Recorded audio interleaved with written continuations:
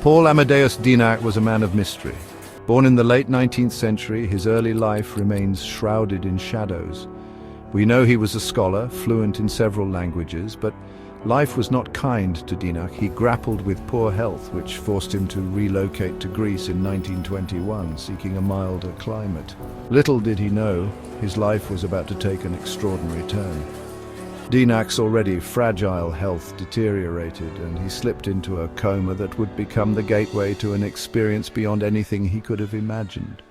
His story challenges our understanding of time and the very nature of reality. Imagine slipping into unconsciousness. Your world fades to black, then you wake up in a completely different time. That's what happened to Dienach. In 1921, his failing health caught up with him, and he fell into a coma. He lay unconscious for an entire year. But here's where things get strange. Dienach claimed that during his coma, his consciousness traveled through time. He found himself in the year 3906. It wasn't a dream, he insisted. It was a real, tangible experience. His story, if true, would shatter our understanding of time and consciousness. Imagine waking up in the distant future. The world you knew is gone, replaced by something utterly different. This is what Dienach claimed happened to him. He said he woke up in the year 3906 in the body of a man named Andreas. The world Dienach found himself in was nothing short of astonishing. Technology had advanced far beyond anything he could have imagined. But more importantly, humanity itself had changed. Gone were the conflicts and divisions of the past. In their place was a society united in peace and harmony. Dienach found a world transformed. Humanity had overcome the challenges that plagued his own time. War, poverty, and inequality were things of the past. A single global government ensured peace and prosperity for all. Technology had reached unimaginable heights. Flying vehicles were commonplace. Diseases were cured with advanced medical technology. But what struck Dienach most was not the technological marvels themselves. It was how this technology was used to improve the lives of all people. This utopian society was a testament to the potential of humankind when united by a common purpose. Section 5. The evolution of humankind, spiritual enlightenment, and newfound abilities. The people of 3906 were not just technologically advanced, they were spiritually evolved. Dienach observed a deep connection to nature and a heightened sense of empathy among them. They seemed to possess an inner peace that was absent in his own time. Even more astonishing, Dienach claimed that humans in the future had developed new abilities. They could communicate telepathically. They possessed a deeper understanding of consciousness and the universe. It was as if humanity had tapped into a hidden potential, unlocking abilities that lay dormant within us all. Section 6. A love story cut short, finding and losing love in the future. Despite the wonders of the future, Dienach found himself drawn to a woman named Sylvia. She was unlike anyone he had ever met, embodying the essence of this advanced society while retaining a warmth and humanity that resonated deeply with him.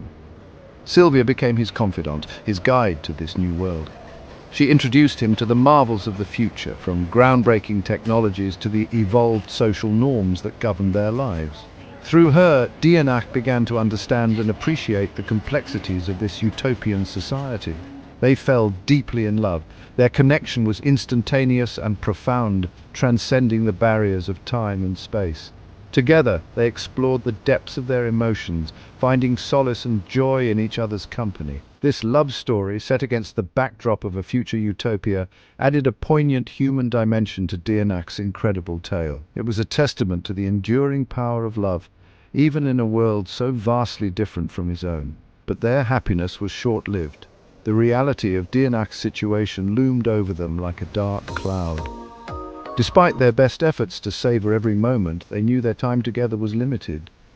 Dienach's time in 3906 was coming to an end. The advanced society had its own rules and limitations, and Dienach was not meant to stay. The impending separation weighed heavily on both of them. He was suddenly and inexplicably drawn back to his own time. The transition was abrupt and disorienting, leaving him with a profound sense of loss and confusion. The pain of leaving Sylvia and the utopian future behind added a layer of tragedy to his story. It was a bittersweet reminder of the fleeting nature of time and the enduring impact of love, no matter the era.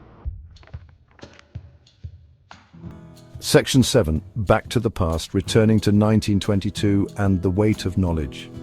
Dienach's journey back to 1922 was as sudden and inexplicable as his arrival in 3906. One moment, he was immersed in the distant future, surrounded by advanced technology and a society that had evolved beyond his wildest dreams.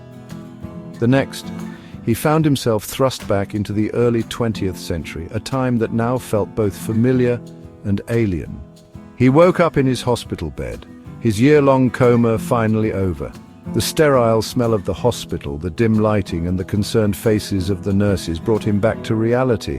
But this reality was now tinged with the surreal experiences he had lived through in the future. But he was forever changed by what he had experienced. The visions of a utopian society, the challenges they overcame, and the wisdom they had gained were now etched into his memory. He couldn't simply return to his old life and forget what he had seen.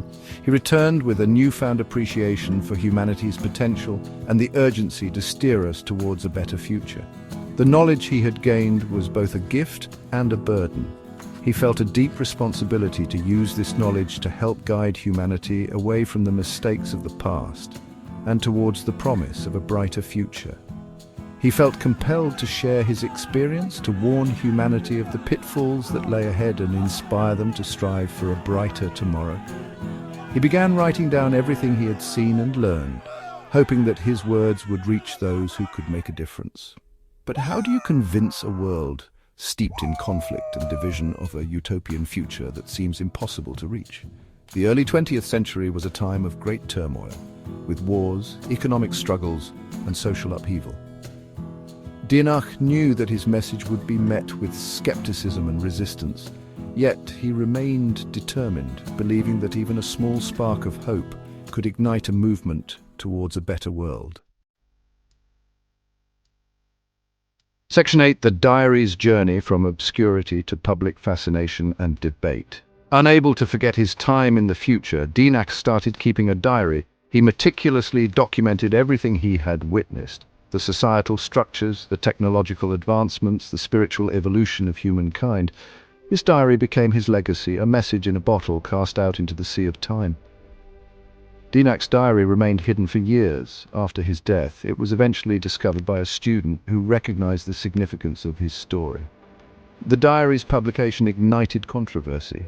Some dismissed it as an elaborate fabrication. Others saw it as a profound message of hope for humanity. Section 9.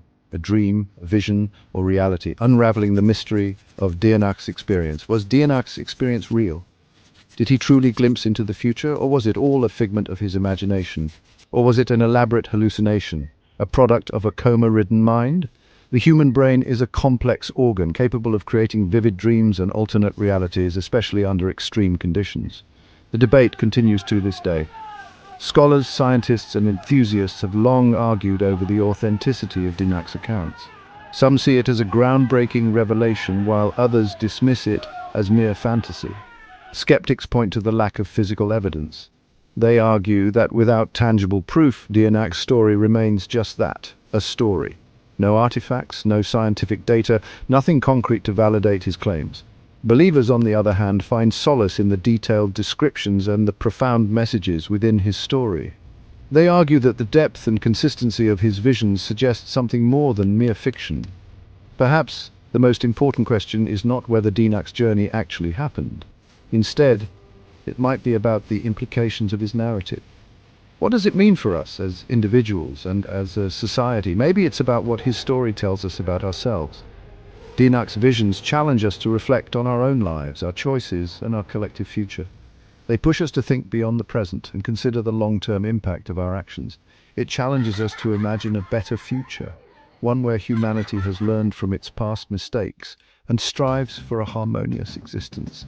A future where technology and nature coexist, and where every individual has the opportunity to thrive. A future where humanity has overcome its challenges and achieved its full potential.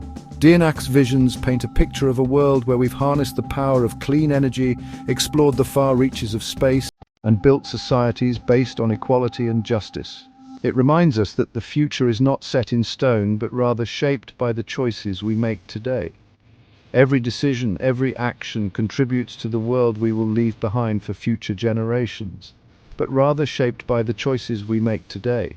Whether it's in our personal lives, our communities, or on a global scale, our actions have the power to shape the future. And that, perhaps, is the most enduring legacy of Paul Amadeus Dienach, the man who claimed to have seen the future. His story serves as a reminder of the potential within each of us to envision and create a better world. The man who claimed to have seen the future.